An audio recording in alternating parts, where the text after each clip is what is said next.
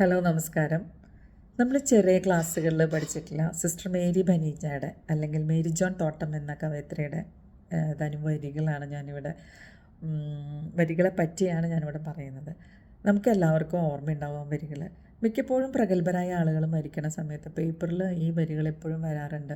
ഇതൊക്കെ നമ്മൾ ഇടയ്ക്ക് ഓർക്കുന്നത് നല്ലതാണ് എന്നുള്ള രീതിയിൽ.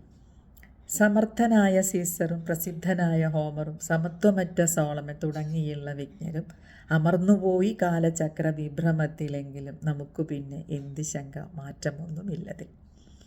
അതായത് എത്ര പ്രഗത്ഭരായാലും എത്ര ഉന്നതങ്ങളിലിരിക്കുന്നവനായാലും ഈ ഒരു മരണം എല്ലാവർക്കും ഉള്ളതാണ്. എനിക്ക് ആരോഗ്യമുണ്ട്, എനിക്ക് ഒന്നും സംഭവിക്കില്ല എന്ന് പറഞ്ഞിരിക്കുന്നവർ പോലും അടുത്ത നിമിഷത്തിൽ എന്താണെന്ന് നമുക്ക് പറയാൻ പറ്റില്ല. രംഗബോധമില്ലാത്ത കോമാളി എന്ന് പറയും മരണത്തെപ്പറ്റി. അത് അർത്ഥവത്താണ്.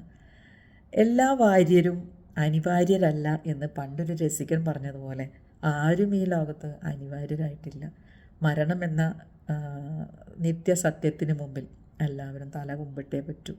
അപ്പോൾ നമ്മളെ അഹങ്കാരം കൊണ്ട് നിൽക്കുന്ന സമയത്ത് അല്ലെങ്കിൽ ഞാൻ എന്ന ഭാവം വരുന്ന സമയത്ത് ഇതൊക്കെ ഓർക്കുന്നത് വളരെ നല്ലതാണ്. കാലചക്രം പിന്നെയും ഉരുളും, പുഴ പിന്നെയും ഒഴുകും. അപ്പം നമ്മൾ ഓർക്കേണ്ടത് അഹങ്കാരം ഒന്നിനും പരിഹാരമല്ല. മരണം എല്ലാവർക്കും ഉള്ളതാണ്.